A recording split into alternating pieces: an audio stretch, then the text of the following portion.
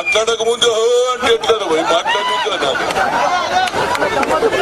మా మిత్రుడు పిసిసి అధ్యక్షుడు ఉత్తమ్ కుమార్ రెడ్డి గారు, అదేవిధంగా రాజయ్య గారు, మాజీ ఎంపీ గారు, మరి చింతపల్లి ఇది చింతపల్లి చౌకపల్లి పుర ప్రముఖులకు, మా తల్లులకు, మా చెల్లెళ్లకు నిన్నటిదాకా మీ బతుకమ్మ మంచిగా అడిగింది, మా బతుకమ్మ శురువై.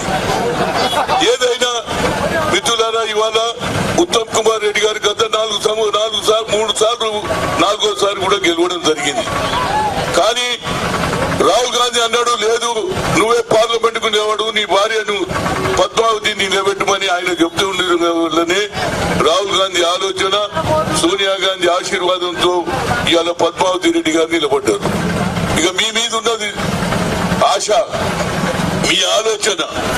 మీరు ఒక్కటి చూడండి, మీ అందరికి తెలియదు కాదు, రోడ్ల మీద చూస్తే ఎక్కడ బస్సు కనిపిస్తలేదు. మీరు ఎంత ఇబ్బంది పడుతుంటుంది. ఒక్కొక్కడు ఆటోలో 20 మంది 30 మంది ఎప్పుడు వస్తారో తెలియదు, ఎవరు గుర్తుతాడో తెలియదు. ఆ ఆర్టీసీ సమ్మె చేస్తే మా ముఖ్యమంత్రి, మేము కూడా గతంలో బ్రహ్మానంద రెడ్డి మొదలు పెడితే సంజీవయ్య మొదటి నుంచి మేము రాజకీయాలు ఉన్నాం. రాజకీయాలలో ఒక ఉద్యమకారులు, ఒక పనిచేసే కార్మికులు వాళ్ళ బాధలు చెప్పుకునే హక్కున్నది.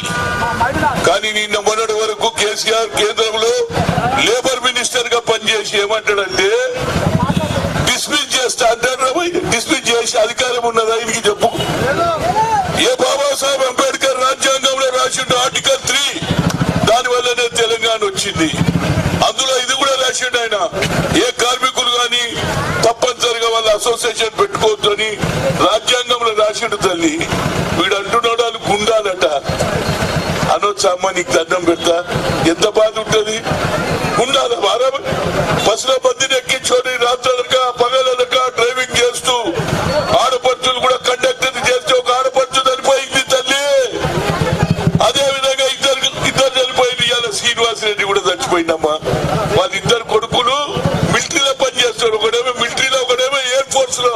గతంలో ఈయన కూడా ఇట్లా ఉయ్ అని పోయింది మీద. దేశానికి సేవ చేసిండు ఆయన శ్రీనివాస్ రెడ్డి కొడుకులు. ఇవాళ ప్రజలకు జరుగుతున్న అవమానం చూసి, వాళ్ళ కార్మికులు జరిగే అవమానం చూసి పెట్రోల్ పోసుకొని చనిపోవడం జరిగింది. ఎందుకు చచ్చిపోయిండు? నేను చచ్చినా పర్వాలే, 10 మందికి లాభం కలగాలి. ఇంతకుముందు మా చెల్లెళ్ళు, మా అక్కలు ఉస్మానియా యూనివర్సిటీ కానీ, కాకతీయ యూనివర్సిటీ కానీ స్టూడెంట్స్ అందరూ ఎంతమంది చచ్చినామో 1200 మంది చచ్చిండ్రు. కానీ మా సోనియా గాంధీ ఇంకా ముందు చదవద్దు అని ఆలోచన చేసి తెలంగాణ ఇచ్చింది. తెలంగాణ ఇచ్చినప్పుడు ఏమన్నాడు తెలుసా? అమ్మా నేను తెలంగాణ కాపల కుక్క అన్నాడు. నిజంగా నీడు కుక్క అని ఆమె నమ్మింది. ఆమెకేం తెలుసు, వీడు దొంగ అని తెలియదు కదా. కాపల కుక్క ఇప్పుడు మన పని చేస్తున్నావు. నువ్వు ఏం చేసినావు బాబు?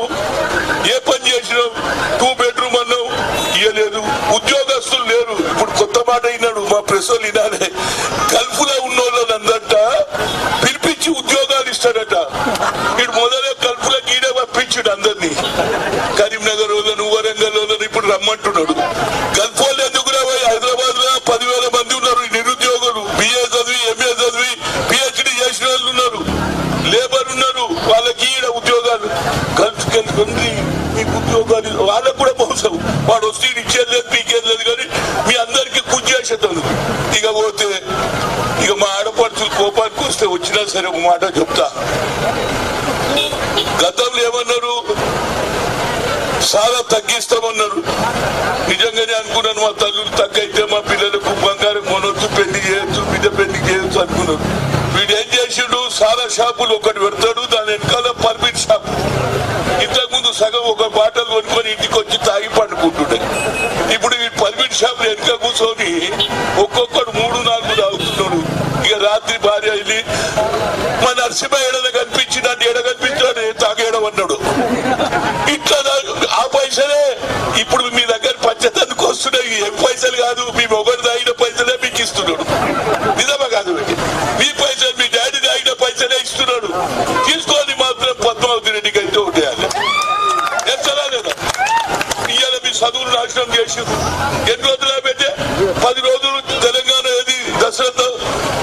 హాలిడేస్ ఇచ్చిండు, మళ్ళీ 5 రోజులు పెంచిండు.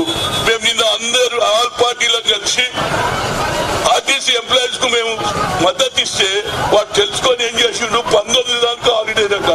ఉయ్యమయ్యే పిల్లలు ఎలా చదువుతారా బాబు? మొదటి ఇంటర్మీడియట్ పిల్లలకు చేసిన ఇంటర్మీడియట్ బోర్డు తప్పుదాల వల్ల ఫెయిల్ చేసేస్తే పిల్లలు చచ్చిపోయినా లేదా? 26 మంది చచ్చిండు పాప. ఒక్క ఇంటికన్నా పోయినాడమ్మా, నీ ధర్మంగా చెప్పండి. అంతేకాదు హమీర్పూర్ లో ఒక్క బస్సు నడవదు, పొద్దున ఒక బస్సు సాయంత్రం ఒక బస్సు. ఒకడు శ్రీనివాస్ రెడ్డి అని, ఆ పేరు కూడా శ్రీనివాస్ రెడ్డి, ఓ సైడిస్ట్ బస్సు సైకిల్ మోటార్ మీద ఎక్కిస్తాడు, నేను లిఫ్ట్ ఇస్తా అంటాడు, తొవల తీసుకుపోయి రేప్ చేయడం, మర్డర్ చేసిండు. ఇంతవరకు పోయినామా? వాళ్ళ కుటుంబ సభ్యులు వస్తే మాత్రం పెద్ద అయిన దచ్చినా చిన్న అయిన దచ్చినా అని ఇంటికి పోయి పడుతుడు. మరి మేము మనుషులం కాదురా? మేము ఓటు అయినారా నీకు? మీరంతా నేను ఊకే చెప్పాలి తల్లి. వాడు ఒకప్పుడు నా దగ్గరనే పనిచేసిండు, నేను ప్రెసిడెంట్, వాడు నాకు వైస్ ప్రెసిడెంట్. ఇంత హుషారు నాకు తెలియదు. నీ అమ్మ పంచాయతీ పడదు. ఇంత హుషారు అంటే నేను ఎప్పుడు అది పక్కకు పెడదు, కానీ మంచోడు ఉన్నాడు అని అనుకున్నా. కానీ సోనియా గాంధీకే మోసం చేసిండు. ఏమన్నాడు తెలుసా? ఏది నిజమైతే తెలంగాణ ఇస్తే ఆ రోజు నా పార్టీని మీ పార్టీలో కలుపుతా అన్నాడు. మా తల్లి నమ్మింది. ఇందిరమ్మ కోడలు నమ్మదా? పేదోళ్ళకి సాయం చేసిన తల్లి వీడు మంచోడు అనుకున్నది. తెచ్చింది మేము, ఇచ్చింది మేము, కొట్లాడింది మేము, జైలు పోయింది మేము. వీడు జాక్పాట్ కొట్టేసి నీ అమ్మ జాక్పాట్ పడేది. పోతే పోతీరా బాబు. ఇవాళ ఆర్టీసీ సమ్మె పిలిచి మాట్లాడు. ఏమండి నేను ఎవరిని విలువని అంటాడు, మీరేమన్నా చేసుకోండి, మీరు గుండాలు అంటాడు. ఇంకా 2 రోజుల తర్వాత ఏమంటాడు తెలుసా? మీడియా మిత్రులకు ఆర్టీసీకు నక్సలైట్లతో సంబంధం ఉన్నదని ఇంకా లోపలిస్తాడు. ఇప్పుడు యూనివర్సిటీ పిల్లలకు చెప్తున్నాడు, యూనివర్సిటీ ఉస్మానియా యూనివర్సిటీలట నక్సలైట్లతో సంబంధాలు ఉన్నాయని అంజనీ కుమార్ కమిషనర్ చెప్తున్నాడు. అంటే ఇక నెక్స్ట్ పాయింట్ ఏంటి తెలుసా? స్టూడెంట్స్ కూడా లోపలేయాలి, అంటే ఉద్యోగం ముందుకు పోతుందని. మరి నిజంగానే కేసీఆర్ కార్మికుల పట్ల ఇంత అన్యాయమా చెప్పండి? నువ్వు ఏ తప్పు చేసిన వాళ్ళు? జీతాలు పెంచమని అడుగుతున్నారు, మాకు పర్మనెంట్ చేయమని అడుగుతున్నారు. దానికి అబద్ధమేం చెప్పి తెలుసా? నేను కాగితం తెచ్చిన ఒక్కొక్కరికన్నా డ్రైవర్లకు 5,000 జీతాలు అన్నాడు, 50,000 జీతాలు అన్నాడు. చూడండి ఉత్తమ్ కుమార్ రెడ్డి గారు, మీరు చదవండి, వాళ్ళకి ఎంత వస్తుందో. 27,000 జీతంలో చేతికి వచ్చేది 21,000, 50,000 జీతం అని చెప్తాడమ్మా. నిజమే, మమ్మల్ని నమ్మాలా లేదా? ఇంత అబద్ధం చెప్తావురా బాబు? మాకు తెలియలేదా? మేము కూడా చదువుకున్నాము. ఏది మహాత్మా జ్యోతిరావు పూలే చదువుకుంటేనే భవిష్యత్తు అని, సావిత్రి పూలే భార్యతో చదివించి చదువుకుంటేనే మీ భవిష్యత్తు అని ఆలోచన చేసిన 18th సెంచరీలో చెప్పినటువంటి మహాత్మా జ్యోతిరావు పూలే ఆశయాలను నమ్మి బాబాసాహెబ్ అంబేద్కర్ రాజ్యాంగం రాసిందంటే చదువుకున్నాడు, బ్యారిస్టర్ అయిండు. ఆయన రాసిన రాజ్యాంగంలో ఆర్టికల్ 3 వల్లనే తెలంగాణ వచ్చిందమ్మా. ఆయనను కూడా ఆయన స్టాచ్యూ పెడితే కూడగొడతాడు. నేను తీసుకుపోయి పెడితే దొంగ లెక్క కిడ్నాప్ చేస్తా చూడు, రాత్రిపూట వచ్చి ఎత్తుకపోతాడు చూడు, మోటార్లు ఎత్తుకపోయినట్టు అంబేద్కర్ స్టాచ్యూని ఎత్తుకపోయి పోలీస్ స్టేషన్ లో పెట్టిండ్రా బాబు. ఇంతకంటే అన్యాయం ఏమన్నా ఉన్నదా? అంబేద్కర్ దేశద్రోహ, దేశాన్ని నూడు చేసిండా? ఈ దేశానికి అట్టడుగున పేద ప్రజానికానికి న్యాయం చేసిన బాబాసాహెబ్ అంబేద్కర్ కడుపు కాలిన వాడే, పేదరికంలో వచ్చిన వాడే రాజ్యాంగం బాగా రాస్తాడని ఆలోచన చేసిండు మహాత్మా గాంధీ, పండిట్ జవహర్లాల్ నెహ్రూ. అందుగురించి ఆయన రాజ్యాంగం రాసిండు కాబట్టి ఇవాళ తెలంగాణ వచ్చిందమ్మా. దీని గురించి వచ్చింది అదే తెలంగాణ. నువ్వేమన్నావు? తెలంగాణ వాళ్ళే జాగో, ఆంధ్ర వాళ్ళే బాగో అన్నావు. మనం నమ్మినాము. ఇప్పుడు అందులోకే కాంట్రాక్ట్ అంతా. ఈడ కూడా ఎంతమంది ఉన్నారు కాంట్రాక్టర్? ఇప్పుడు అంతా ఆంధ్ర లేదా? నీకు దండం పెడతా, నిజం చెప్పు. టికెట్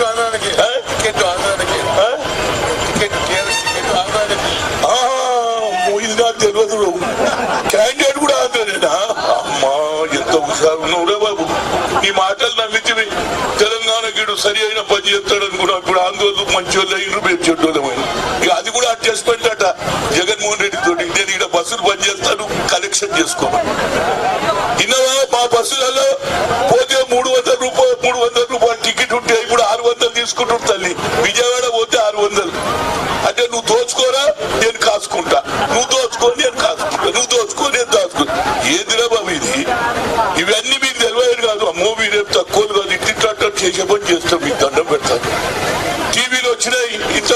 ఊర్లో ఏమయ్యేదో తెలియకపోతుండే. నేను ఎక్కువసేపు మాట్లాడితే మీరు ఏమంటారు, ఏందో ఈ హనుమంతుల ఊరికే చాలా మాట్లాడుతున్నాం మేము. నిన్ననే హాయ్ ఫ్రెండ్స్, మా టుడే టుమారో యూట్యూబ్ ఛానల్ చూస్తున్నందుకు చాలా థ్యాంక్స్. మరిన్ని లేటెస్ట్ వీడియోస్ కోసం వెంటనే సబ్స్క్రైబ్ చేయండి. అలాగే ఈ బెల్ ని కూడా రింగ్ చేసేయండి. మా నోటిఫికేషన్స్ అన్ని మీ మొబైల్లో వస్తాయి. అలాగే మా వీడియోస్ మీకు నచ్చితే లైక్ చేయండి, షేర్ చేయండి, నచ్చకపోతే కామెంట్ చేయండి.